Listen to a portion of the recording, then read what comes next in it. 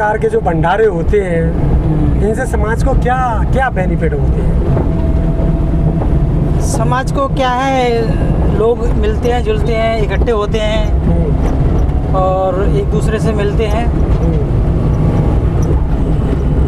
ये सब बस इतनी सी बात है। इतनी सी बात के लिए इतना सारा पैसा खर्च किया जाता है। मिलते जुलते हैं, लेकिन यहाँ पर मिलते जुलते हैं केवल, लेकिन उसके अलावा कोई प्लान नहीं बनाते आगे पीछे का। नहीं बनता। इनके पीछे शिक्षा का महत्व का कोई प्लान नहीं है, सामाजिक दृष्टिकोण का कोई प्लान नहीं है। वो चीज़ नहीं तो है। ये चीज़ क्यों नहीं होती? वो क्या है, इसलिए नहीं होती उनमें कि वो इसकी तरफ उनका ध्यान नहीं होता।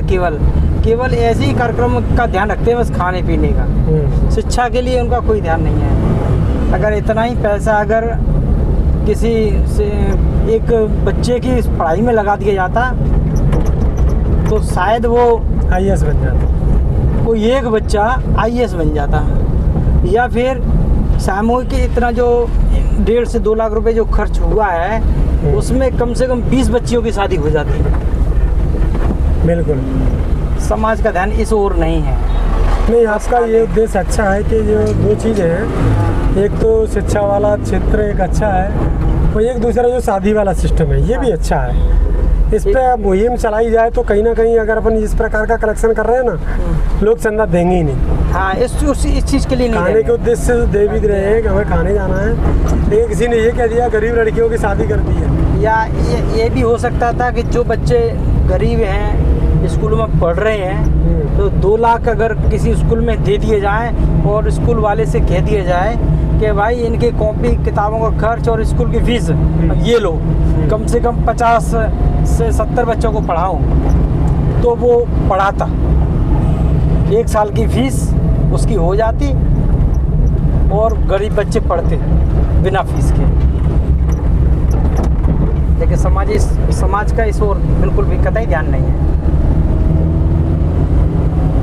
लेकिन मेरा सोचना तो यही आता है कि इन चीज़ों के लिए जो खासकर जाटव समाज की जो बात कही जाती है कि खाने की जगह पे जाटव समाज पूरा इकट्ठा हो जाता है और इसी का फ़ायदा लोग चुनाव में उठा लेते हैं। बिल्कुल बिल्कुल। खवा पिलाकर और ये सभी चीज़ें उनको, और वो हो जाते हैं, अरे वो बहुत अच्छा आदमी है, उसने तो आज हमें नौता खिला दिया, पूड़ी खिला दी, बूंदी खिला दी। तो ये सभी चीज़ें होना चाहिए, एक के नहीं होना चाहिए। एक चीज़ और हो सकती थी इसमें, जैसे हमारे समाज में बहुत सारे लोग हैं जो आज भी गंभीर बीमारी से ग्रसित है, परेशान हैं। अगर वो पैसा अगर 1-2 लोगों के ऊपर खर्च कर दिया जाता तो वो बच्चे वो स्वस्थ होकर के अपने परिवार का भरण पोषण कर सकते थे। हाँ, ये बात भी आपकी सही है। वो उसकी बीमारी भी ठीक हो जाती। ऐसी सोच नहीं है लोगों की। कहने का तात्पर्य है कि जो इंसान के लिए ज़रूरी चीज़ें हैं उनकी तरफ कोई उद्देश्य नहीं है, चाहे पढ़ाई का मामला हो, या मैंने एक अभी बात की थी एक दादाजी से, मैंने कहा अगर ये समाज इस पैसे को जिला स्तर पर पहुंच के 100 कमरे बनवा ले, 100 कमरे का छात्रावास बनवा ले, उसमें हर साल समाज चंदा करके और उसमें डाले, कोई जैसा भी बने, 5 किलो गेहूँ, 10 किलो गेहूँ, 50 किलो गेहूँ, 1 कट्टा 2 कट्टा, जैसा इसमें स्वेच्छा से बने, बच्चों की ड्रेस के लिए, कोई बैग के लिए, कोई किताबों के लिए, कोई किसी ने कोई टीचरों के खर्च के लिए। तो इससे मेरा मानना है कि ये अगर 100 रूम का एक छात्रावास हो तो उसमें 500 लोग बच्चे तो रह ही सकते हैं, बिल्कुल आराम से। और 500 बच्चे अगर एक उसके रहेंगे जिले के, तो मानना है कि बड़े स्तर पर वहाँ से कंपटीशन की तैयारी हो सकती है, बिल्कुल बिल्कुल निकल सकते हैं आगे। और जो पढ़ाई का उद्देश्य है वो शायद कल मैंने देखा, कल शासकीय स्कूल संचालकों की बैठक थी स्कूल, तो वहाँ मोहन बंसल जी ने बोला कि वो हमारे समाज, वैश्य समाज के लोग, वैश्य समाज में जो गरीब लोग होते थे उनकी स्कूलों की फीस बैन करता था गरीब बच्चों की। कल उन्होंने वहाँ अपने मन से घोषणा की कि वो किसी भी समाज के बच्चे हों, कोई ऐसे हों तो हमारे उसको निगाह में लाइए, स्कूलों की फीस और किताबों का खर्च, जो भी उसका खर्च रहेगा पढ़ाई का 1 साल का, हम देंगे वो खर्च, किसी समाज का बच्चा हो। तो बहुत सारे लोग इस तरह की सोच रखे हुए हैं। हमारे समाज में आज तक ऐसा कोई निकल के नहीं आया कि भाई ना तो कोई नेता निकल के आया, ना कर्मचारियों को कोई यूनिट आई, ना कोई ऐसा कोई पैसे वाला व्यक्ति निकल गया है कि जो लोग हमारी तरफ से और इन बच्चों को या किसी एक्सीडेंट के समय या कोई गंभीर बीमारी से परेशान व्यक्ति है उसकी मदद की हो किसी ने। ऐसा आज तक हमने अभी तक नहीं सुना। पेशेवर की एक मैंने भी देखा है, वो लगातार चुनावी समय में रमेश गर्ग थे, वो पार्टी से चुनाव लड़े थे, लोकसभा में वो यही बात कह रहे थे कि मेरा उद्देश्य ये रहेगा। उनकी बातें काफ़ी मुझे समझ में आई और काम करने के प्रयास में है, बट लोग उनका साथ दे तो ये काम उनका हो सकता है। ठीक है सर, तो आप आपने हमें इतना सहयोग दिया, साथ दिया और आपने इतना सहयोग किया तो उसके लिए आपका शुक्रिया। इस ब्लॉग में बहुत सारी बातें आपके बीच में हुई हैं, लगातार इससे लोग क्या प्रेरणा लेते हैं, इस ब्लॉग के तमाम आगे पीछे की बातें हैं, इस पर बने रहिएगा हमारे साथ। बहुत बहुत धन्यवाद। संत रामदास की मेरे पीछे समाधि है, इस समाधि पर हम पहुंच गए हैं। अंदर क्या कुछ चल रहा है ये भी जानना जरूरी है, क्योंकि ये चंबल के जंगल में भैंस बना हुआ है। इधर पीछे संत रामदास की समाधि है, तो इधर बाबा देवपुरी का पुराना मंदिर है, पुराना देवपुरी महाराज की ये पुरानी कहानी है। और अभी ये रोड के किनारे पहुंच गए हैं, लेकिन यहाँ पर भी एक बड़ा मंदिर बना हुआ है। और यहाँ सर आकर ये दोनों ही बता दें कि दोनों ही गुरु भाई थे और दोनों ही साथ रहे हैं, इसलिए दोनों का एक ही दिन इन्होंने बैठकर मतलब यहाँ पर समाधि ली। यहाँ पर भी उन्होंने जिंदे में समाधि ली और संत रामदास ने भी समाधि ली। समाधि का क्या कुछ हाल लगातार अंदर देखकर हम आपको बताएंगे, समाधि के अंदर आखिर क्यों समाधि लेने का इनको ज़रूरत पड़ी और इस ऐसे घनघोर जंगल में आकर। तो बात कर रहे हैं हम अंदर चल के, इस ब्लॉग में आप हमारे साथ बने रहिए बस अंत तक। आज आप यहाँ पर पहुँचे हैं, क्या कार्यक्रम था इसके लिए यहाँ पर पहुँचना? बाबा रामदास की यज्ञ है। यज्ञ है। हाँ। कितने गांवों की है? 5 गाँव की। 5 गाँव की। क्या व्यवस्था की है, किसके लिए? बहुत बड़ी व्यवस्था है। अच्छा। हाँ, खाने वाने की व्यवस्था है? बहुत अच्छी व्यवस्था है। क्या क्या है? खीर, कसमई की खीर, पूरा सब्जी। अच्छा। वो कितने लोग आने वाले आज? 6-7 हज़ार। 7,000 लोग यहाँ पर खाना खाने वाले हैं। हाँ, मैं सिर्फ खाना खा के चले जाएंगे, कुछ सीख के सिखा के भी जाएंगे? उद्देश्य क्या है? हाँ, कछु तो सत्संग करेंगे, कछु जाएंगे, जैसी जनता है तैसी। समाज खाने के लिए तो इकट्ठा होता है, होता है। कभी बड़ी बड़ी लड़ाइयाँ होती हैं समाज की, सब होती है, उनमें भी इकट्ठा होना चाहिए। होना चाहिए, सब पे ही होना चाहिए। तमाम महापुरुषों ने जो बात कही है उनको भी मानना चाहिए। मानना चाहिए। खाने से ज़्यादा शिक्षा का महत्व ज़्यादा है। ज़्यादा है। ये समाज ये तमाम जो खाने खा रहा है, अगर इस पैसे को इकट्ठा करके अगर एक मुरैना स्तर पर एक बड़ा छात्रावास बनाया जाए पूरे समाज के गरीब लड़कों को पढ़ने के लिए, बना रहे हैं। वो एक अलग है, वो सिर्फ यहाँ का लोकल का है। अच्छा। लेकिन बड़ा स्तर पर 4-5 मंजिल हो, 100-200 कमरे हो, उसमें अच्छा। तमाम टीचर्स पढ़ाने वाले हो, अच्छा। पूरा समाज चंदा देकर वहाँ पर गरीब लोगों के बच्चों को पढ़ाने का काम अच्छा। हो। ये भी होना चाहिए कि नहीं होना चाहिए? होना चाहिए, होना चाहिए। तो ऐसा सामाजिक उद्देश्य भी होना जरूरी है। तो तमाम इस कार्यक्रम में बहुत लोग पहुंच रहे हैं, उनके अलग अलग उद्देश्य हैं। और आज यहाँ पर भंडारे में तमाम लोग पहुँचे हैं, उनकी अलग अलग राय है। भाई साहब पंडित जी महाराज पहुँचे हैं राम भजन के पुरा से, क्या कहोगे पंडित जी महाराज? ठीक है सर, ठीक है, चलिए तो लगातार बने रहिए हमारे साथ यूट्यूब, फेसबुक और इंस्टाग्राम पर देखते रहिए उबाड़ एक्सप्रेस। तो बात कर रहे हैं आज हम रामदास महाराज की समाधि पर। तमाम लोग हमारे साथ जुड़े हैं और इस एपिसोड में यह दिखाने की कोशिश कर रहे हैं कि संत रामदास जो थे उनका उद्देश्य क्या था और वो यहाँ पर क्यों आए थे, किस सन में आए थे, क्यों आए थे, क्या कारण रहा था। आज एक विशाल भंडारा यहाँ पर तमाम गाँवों का, तो उसमें हम आज पहुँचे हैं, क्या कहेंगे? हाँ साहब, ये बताइए। पिपरोन से आए थे, 2 भाई आए थे और एक भाई की गृहस्थी है और दूसरे भाई की ये आज से 5 पीढ़ी पहले समाधि ली है, जिंदा समाधि ली है इनने।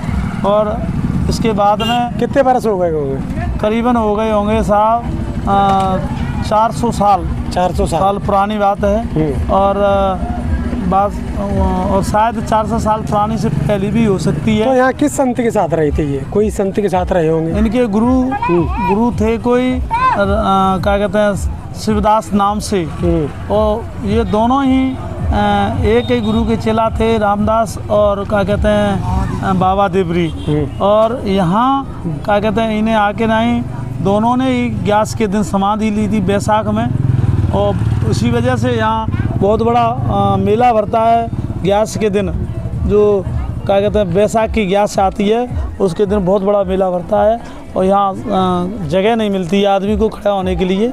और इसके बाद में बाबा ने यहाँ समाधि ली है, और कम से कम 70 साल पहले यहाँ से हमारा गांव भी निकल गया है, और गांव हमारा वहाँ सरायचौला थाने पे पहुँच गया है। ये समाधि यहाँ रह गई है, और समाधि में यहाँ मंदिर पिपरई वालों जाटव समाज ने ये इसको बनवाया है, और जाटव समाज का यहाँ सब कुछ जाटव समाज का ही है, और वहाँ सब सर्व समाज का है बाबा देवरी पे, और ये तो केवल जाटव समाज का बाबा देवरी रामदास बाबा। हाँ, बाबा देवरी क्यों कह रहे हो? नहीं अरे मंदिर की बात कर रहे हैं। वहाँ यहाँ क्या है, जो भी भंडारे होते हैं तो सब अपने समाज ही आती है, दूसरी समाज कोई नहीं आती है, जाटव समाज ही आती है। और जाटव समाज कैसे पता चला कि जो महाराज हैं, जो बाबा हैं, वो जाटव समाज के ही हैं? हाँ। किसी ने बताया होगा ना कि नहीं, उनकी संतान है हम। जो पिपरई परी है, तो बाबा ने पिपरौन से पारी है, और उनका गोत्र भी पिपरई है, और उनके उसके गोत्र से ही हम आज उनकी संतान में से संतान हैं। अच्छा, पिपरी राजस्थान से बुआ है, यहाँ बसे, उनके नाम से ये गांव बना, और ये गांव यहाँ से खाली होकर रोड के किनारे पहुँच गया है। पिपरी का पूरा इसको कहा गया था। अच्छा, तो पुराना गांव यहाँ पर था पहले, पुराना गांव चंबल की तरह ही। हाँ, आज से 75 साल पहले यहीं सब लोग रहते थे, और बाकी बाद में 75 साल पहले यहाँ से निकल गए हैं, और वहाँ सरायचौला थाने पे अपना अलग से पाल लिया है। तो चंबल के इस जंगल में, घनघोर जंगल है, और इस जंगल में पहले कितनी बस्तियां होंगी ये तो जो पुराने लोग हैं वही जानते होंगे, लेकिन जंगल से निकलकर आज लोग रोड के किनारे पहुंच गए हैं, और यहाँ पर जो संत रामदास हैं उनकी आज भी यहाँ पर समाधि बनी हुई है। ग्यारस को यहाँ पर मेला लगता है, और ये आज एक बड़ा भंडारा है। तमाम लोग पहुँचे, हमारा भाई भी पहुँचा है। भंडारे में कैसा लग रहा है? भंडारे में नहीं हाँ, बताए तो भंडारे में है, पुआ है, सब्जी है, ये तो साथ में ही है। हाँ, पूरी पुआ, और हमने सामाजिक लोगों को इकट्ठा करने की कोशिश की, हाँ, और हमने 4-5 गांव को इकट्ठा किया, जिसमें बंदा है, तमपुरे, बिंडवा है, और बहुत तमाम गांव है, 4-6 गांव जो हमारे जाट सामाजिक जो गांव थे। भंडारा मेरे पीछे चल ही रहा है, पीछे देख सकते हैं तमाम जनता जनार्दन है, और ये जो भंडारा चल रहा है चंबल के बिहड़ में है। चंबल का जो पुल है वो ज़्यादा दूर नहीं है, यहाँ से करीब 1-2 किलोमीटर दूर है। शायद आपको दूर दिख रहा हो, तो आपको बता दें कि चंबल में किस प्रकार से प्रतिष्ठा हुई बाबा की, यह भी आपको मैं इस ब्लॉग में बताने वाला हूँ। और यहाँ का जो शानदार पीछे जो जंगल है, चंबल का एक बड़ा इतिहास है, पीछे रेल की पटरी भी है मेरे पास में, और तमाम जो यहाँ का जो किस प्रकार से जो आश्रम बना हुआ है, लेकिन चंबल में उस समय बताया जाता कि बागी रहते थे, और उस माहौल में एकदम से इस प्रकार का माहौल बन जाना। तो हमारे साथ एक भाई साहब जुड़ रहे हैं, आइए आप इधर। क्या नाम है आपका, पहले नाम बताइए अपना। ब्रजेश कुमार कदम नाम है मेरा। जी ब्रजेश जी, ये जो बाबा हैं इनको आप कितने दिनों से देख रहे हैं यहाँ पर? हम तो यहाँ कम से कम 8 साल के करीब से आ रहे हैं। अच्छा, 8 साल से देख रहे हैं आप? हाँ, 7-8 साल से आ रहे हैं यहाँ पे, तो बड़ा चैन मिलता है, आने के बाद सुकून मिलता है। ये चंबल का जंगल है, बहुत घना जंगल है, नहीं अब और अब तो नहीं है, लेकिन बात यह है कि उस समय की बात करें तो उस समय बेहद हालात खराब थे। तो बाबा इस प्रकार से इतने घने जंगल में आ गए, तो क्या कारण हो सकता है कि उन्होंने ये स्थान चुना? क्या उनके पर पारिवारिक कोई बात होगी, इनको बुजुर्ग लोग हैं यहाँ के, जो स्थानीय लोग हैं यहाँ के, जो जड़ के गांव के आसपास के रहने वाले लोग जो बुजुर्ग हैं, वो इतिहास बता पाएंगे आपको। और आप देख रहे हो सामने बाबा देवपुरी बाबा का मंदिर है, देव स्थान है वो, और ये बाबा रामदास का मंदिर है। आप यहाँ से ये आप जो शूट कर रहे हैं, ये रामदास महाराज का मंदिर है, ये जाटव समाज से संबंधित है। और वो सामने आप देख रहे हो वो बाबा देवपुरी महाराज का मंदिर है, वो गोस्वामी समाज के से उनके पुजारी, गोस्वामी समाज से पुजारी हैं उनके। अच्छा। उनके भाई रहते हैं। तो ये जो मेरे पीछे है, ये जो बता रहे हैं भाई साहब बता रहे हैं कि पीछे जो मंदिर बना हुआ है वो देवपुरी बाबा का, यानी ये पुराना ओल्ड मंदिर देवपुरी बाबा का बताया जा रहा है मेरे जो पीछे है। और ये जो रामदास महाराज जी का मंदिर है, इसकी भी एक बड़ी विचलित कहानियाँ हैं। क्या कहेंगे इसके बारे में और इसके क्या खास इतिहास है इसके बारे में? इतिहास का है ये उनका समाज है, सक्षम समाज है, उनका धंधा पानी अच्छा चलता है सामने वाले समाज का, तो वहाँ उनका मंदिर ना बहुत अच्छा बन गया है ना, उनका सहयोग रहता है, उनका समाज भी साथ देता है और बढ़ चढ़ के हिस्सा लेते हैं। तो आप उन मंदिर को देख ही रहे हो, भव्य, लेकिन लोगों को भव्य बन गया। लेकिन सतगुरु रविदास हो चाहे बाबा साहब अम्बेडकर हो, जी। इन्होंने कभी ये नहीं कहा है कि आपको मंदिरों की तरफ जाना है, आपको शिक्षा की तरफ जाना है। नहीं, शिक्षा तो अपनी जगह पर जो पुराने बुजुर्ग लोग हैं वो चलाते हैं, तो वो धीरे धीरे वो सब कुछ हो पाएगा। जब पढ़ने लिखने से तो सब कुछ होता ही है। खैर ऐसी बात है, बिना पढ़े लिखे आगे बढ़ भी नहीं सकता है। समाज ऐसे ही है, अपना धीरे धीरे बढ़ रहा है समाज। अच्छा, हाँ, चलिए तो भाई साहब से इतनी सी बात थी। अब यहाँ पर चल रहा है भंडारा, और भंडारा किसका? रामदास महाराज का। और सभी जो गांव है और पास के, उन गांवों ने मिलकर यह भंडारा सजाया हुआ है और बड़ी भीड़ जुट रही है यहाँ पर। और इसमें अंदर भी भंडारा चल रहा है और यहाँ पर भी चल रहा है, और तमाम लोग यहाँ पर आए हैं बहुत दूर दूर से, और इधर भी बहुत सारी भीड़ जुट रही है। लोग वाहनों से दूर दूर से आ रहे हैं।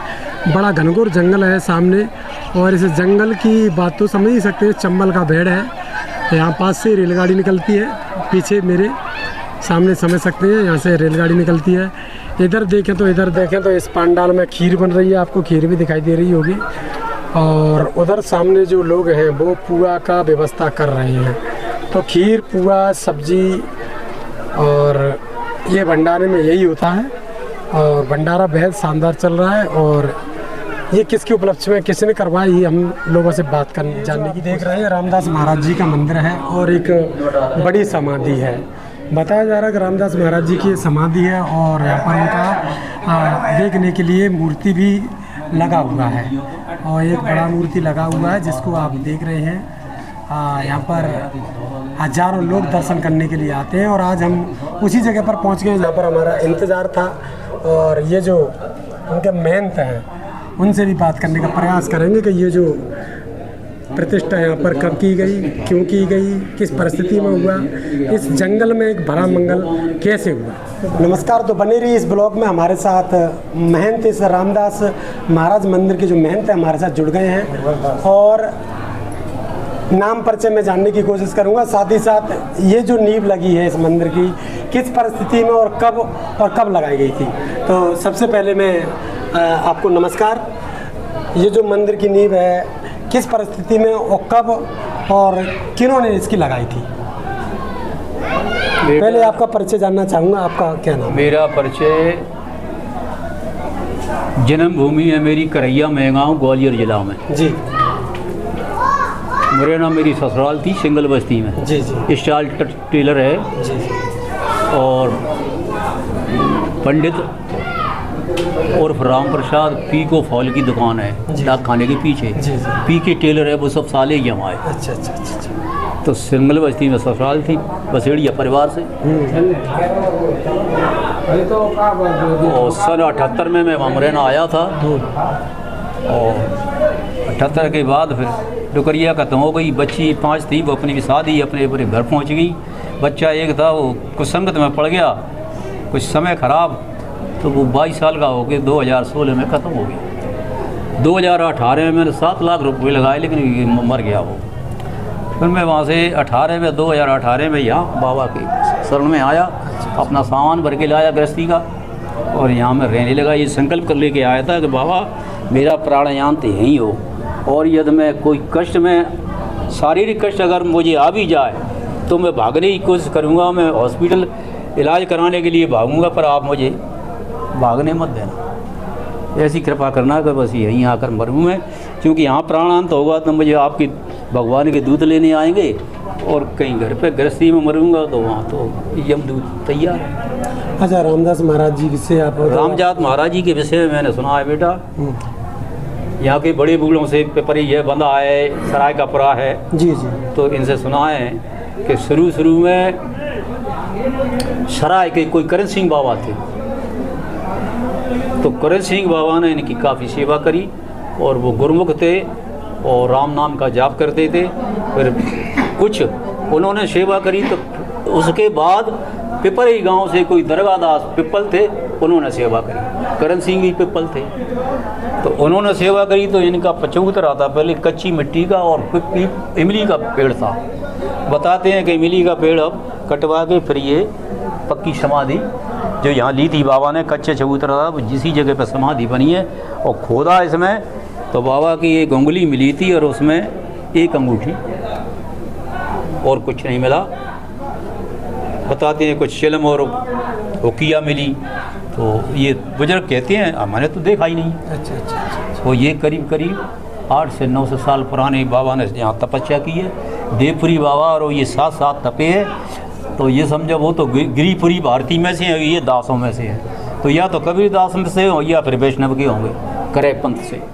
तो करे पंथ वालों वैष्णवों में दास बोलते हैं और कबीर दास साहिब में दास बोलते हैं। तो अब ये आपस में एक जगह रहने से इनमें प्रेम हो गया, स्नेह ज़्यादा बढ़ गया। तो दोनों में जब बाबा ने मशवरा दिया कि भैया हमारे राम तो समाधि लेंगे, देवपुरी महाराज ने, तो फिर वे गए, तो वहाँ बाबा को समाधि दिलाई। उसके बाद यहाँ आकर के अपने हाथ से समाधि खोद के पाठ सरका के बैठे। जबकि यहाँ उस समय बसीगत थी, उस समय यहाँ पर गांव था। हाँ गांव था, उधर भी बसीगत थी देवपुरी बाबा के चारों तरफ, इधर भी चारों तरफ। अब तो नरे पड़ गए, कट के आए पानी से, काफ़ी लंबे चौड़े भड़कों में, मतलब समतल जगह बनाई थी उन्होंने, और टीले, और उस पर झोंपड़ी जब भी डली थी। तो यहाँ रहते थे कम से कम सभी 7 जातों के आदमी रहते थे। और यहाँ से जो समाधि ले गए हैं, उसके बाद से आज 72-74 साल से यहाँ से गांव उठ गए। तो कई गांवों में जाके बसे हैं, पर यहाँ से खाली करे गए। अब बाबा की कुछ ऐसी कृपा है देवपुरी बाबा की नहीं की कि अब ये रोड गिर गया है, और देख लो यहाँ तक आ गई। गुजर समाज ने तो यहाँ तक बना लिया, और हो सकता है कि आगे भविष्य में अपने लोग भी अगर नहीं आएंगे तो ये जगह है, और यहाँ कोई और ज़्यादा विकास अगर हो गया और समाज की वो बनेगी तो कुछ न कुछ और आगे सब विकास होगा। वैसे ये है कि बाबा चाहे तो सब कुछ हो सकता है, बाबा की कृपा हो तो। लोगों को ऐसे आश्रमों से क्या शिक्षा दी जाती है? जैसे भाईचारा की शिक्षा, पढ़ने पढ़ाने की शिक्षा, लोगों के कल्याण की शिक्षा, ऐसी कौन सी बात है जो हम लोगों को इस आश्रम के माध्यम से उनको संदेश देती है कि आप ये काम करिए, आपका कल्याण होगा? तो हम क्या शिक्षा देते हैं यहाँ से? महाराज जी का यही कहना है भैया, यही आशीर्वाद है उनका तो, कि अपने बच्चों को पढ़ाएं लिखाएं, शिक्षित बनाएं, और ईमानदारी और सच्चाई से चलोगे तो कष्ट तो होगा कुछ समय के लिए, परिश्रम करना पड़ेगा, मेहनत करनी पड़ेगी, कष्ट भी झेलना पड़ेगा, लेकिन अंत अच्छा होगा, परिणाम उसका अच्छा ही होगा। तो ये जो है बाबा से जो आस्था लेके आते हैं, बाबा की कृपा से कई सर्विसमैन लगे हैं हर क्षेत्र में। ऐसा नहीं कि एक ही क्षेत्र में, हर क्षेत्र में, रेलवे में बाबा की कृपा से हुई, और तमाम अपने फौज में इनकी कृपा हुई, पुलिस में इनकी हुई, मास्टर इन्होंने की कृपा से बने, सब कुछ कर्मचारी हर विभाग में इनकी कृपा से लगे हैं। आज जो इच्छा आशा लेके आता है उनकी आशा पूर्ण करते हैं। तो तमाम आस्थाओं का जो विषय है, और खासकर जो लोग आज अपनी मनोकामना जो मांगते हैं वो कहीं ना कहीं पूरी हो ही जाती है। और अवगुणों से बचें, ये तो साधु संतों का मत है कि आप अवगुणों से बचेंगे तो आपका भविष्य बनेगा, और अवगुण आप करेंगे तो आपका भविष्य बिगड़ेगा। तो इसलिए मनुष्य जीवन पा करके अपने बच्चों को और आप अपन को खुद शिक्षा तो देनी है, पढ़ाना है, सब कुछ करना है, नौकरी भी भेजना उनको, लेकिन बात ये है कि कुछ संतों की संगत में भी बच्चों को डालना चाहिए। अच्छे संस्कार बनेंगे, अच्छी बुद्धि बनेगी, संस्कार अच्छे होंगे तो विचार भी अच्छे होंगे, विचार अच्छे होंगे तो कर्म भी अच्छे होंगे। संतों की संगत से आचार विचार अच्छे रहते हैं, और जो बेकार है मन में, हाँ, वो कहीं ना कहीं दूर होते हैं। ज्ञान जब प्राप्त होता है वो तो दूर तो नहीं होते, लेकिन वो दब जाते हैं, यानी प्रभाव सद्गुणों का आ जाता है और ये थोड़े प्रभाव में कम हो जाते हैं। रहते तो वहीं के वहीं हैं, राक्षस और देवता दोनों अंदर ही है, और इनमें राक्षस और देवताओं की बराबर टोली है, लेकिन जब ये प्रबल होते हैं तो वो उन्हें दबोच देते हैं, और ये दया क्षमा सत्य धैर्य विचार ये प्रबल होते हैं तो ये काम करो लोगों को दबोच देते हैं। तो हमारे चैनल के माध्यम से आज लोगों को क्या संदेश देना चाहोगे? क्या संदेश देना चाहोगे, क्या कहना चाहोगे तमाम भक्तों के लिए, तमाम जनता जनार्दन के लिए? चार लाख भजन के बोल दो को अपने मन के कुछ संतों का मत तो यही रहा है कि भैया अपनी मेहनत परिश्रम से करके और सच्चाई से जीवन जियो और भगवान का भजन करो। जैसे बच्चा 2 मिनट 5 मिनट 10 मिनट 15 मिनट घंटा आधा घंटा पढ़ाई लिखाई और बच्चों को शिक्षित बनाओ, पढ़ाओ लिखाओ और अच्छे अपने भविष्य को संतों की शरण में रहोगे, महापुरुषों की शरण में रहो, कुछ आस्था महापुरुषों के प्रति रखोगे, आपका भविष्य भी उज्जवल होगा। एक आपने यहाँ पर सतगुरु रविदास जी की भी प्रतिमा लगाई है। हाँ लगाई। तो उसके पीछे के क्या उद्देश्य बन रहे हैं? उसके पीछे के क्या उद्देश्य बन रहे हैं? उनको लगाने का क्या हो रहा, क्या रहा है? विचार बन रहे हैं, ये धर्मशाला तैयार हो रही है, पटने को जाएगी और परिसर होगा, बाबा की तो वो प्रतिष्ठा हो ही गई। लेकिन ये कुछ समय का विलम्ब है और समय आ जाएगा तो ये भी दिवाली तक बन जाएगी। चलिए, तो लगातार बने रहिए हमारे साथ। यूट्यूब, फेसबुक, इंस्टाग्राम पर देख सकते हैं वाडला एक्सप्रेस पर जाकर लाइव। और जो यहाँ पर संत गुरु रविदास जी का भी एक बड़ा हॉल बना हुआ है, वहाँ पर उनकी प्रतिमा स्थापित हो गई है।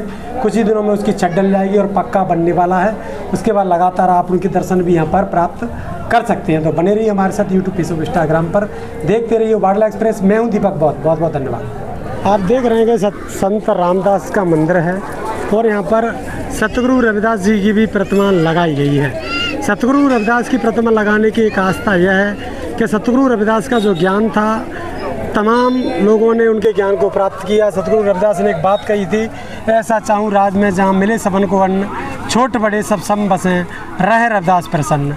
ऐसी तमाम बातें सतगुरु रविदास जी की हैं और ऐसी कहानियाँ, बड़ी बड़ी कहानियों के माध्यम से सतगुरु रविदास को जाना जाता है। उनके ज्ञान के तो दीवानी मीरा भी हो गई थी। उनका ज्ञान एक बहुत बड़ा ज्ञान है। अब ये आश्रम यहाँ पर बना हुआ है संत रामदास का, तो यहाँ पर सतगुरु रविदास को भी स्थापित किया गया है। तो कहीं ना कहीं उसके पीछे भी कोई कारण रहा होगा। क्या कहेंगे?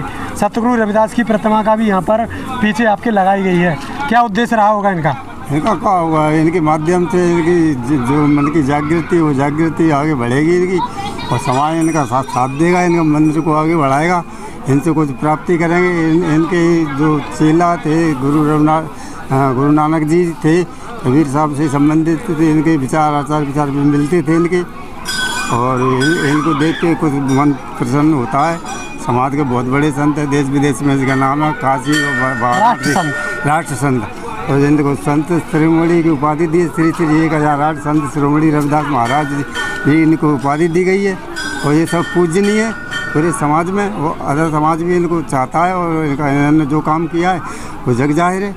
संत शिरोमणि रविदास की तमाम गाथा हैं, तमाम उनके मंदिर हैं, तमाम उनकी पूरे उत्तर प्रदेश में देखा जाए, काशी में देखा जाए, और साथ ही साथ चित्तौड़गढ़ में उनकी समाधि को देखा जाए, और उनका तमाम एक से एक पूरे देश भर में, अमृतसर को देखा जाए, चाहे लुधियाना को देखा जाए, सतगुरु रविदास का पूरे देश भर में एक बड़ा हुजूम माना जाता है। सतगुरु रविदास का एक बड़ा इतिहास है। तो बने रहिए हमारे साथ इस ब्लॉग में। आज हम हमको कहाँ ले जाते, देखते रहिए वाडला एक्सप्रेस।